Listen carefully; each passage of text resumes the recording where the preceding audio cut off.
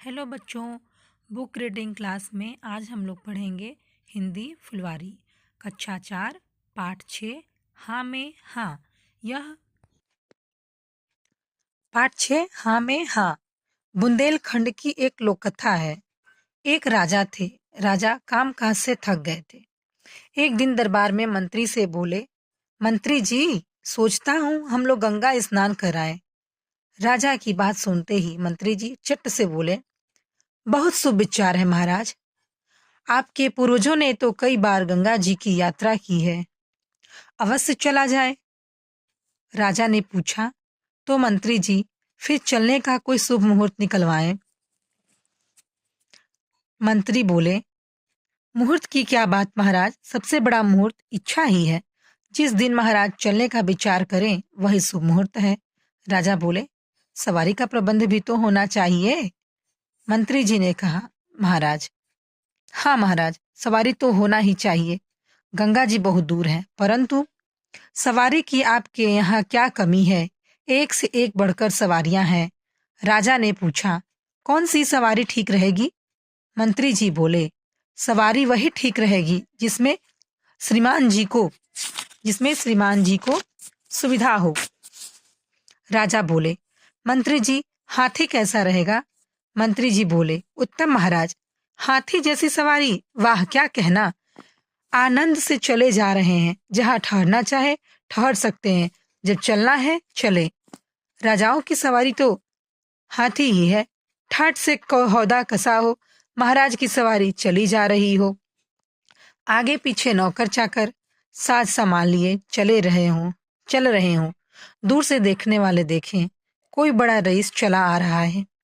राजा बोले, गंगा जी तो बहुत दूर हैं, हाथी से तो महीनों में पहुंच पाएंगे।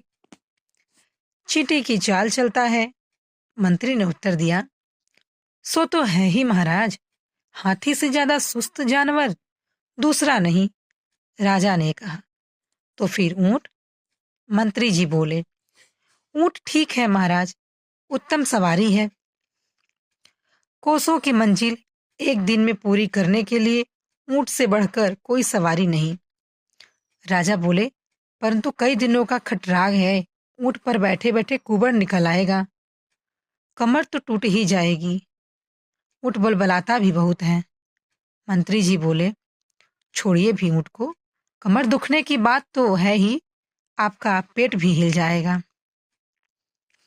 ऊंट भी कोई सवारी है, ऊंट और गधे में अधिक अंतर नहीं। राजा ने कहा, मेरी समझ में घोड़ा ठीक रहेगा। मंत्री जी ने कहा, हाँ महाराज, घोड़ा बिल्कुल ठीक है। मैदान हो चाहे पहाड़ हो, घोड़ा सब जगह चला जाएगा। वीरों की सवारी है और सब में शानदार।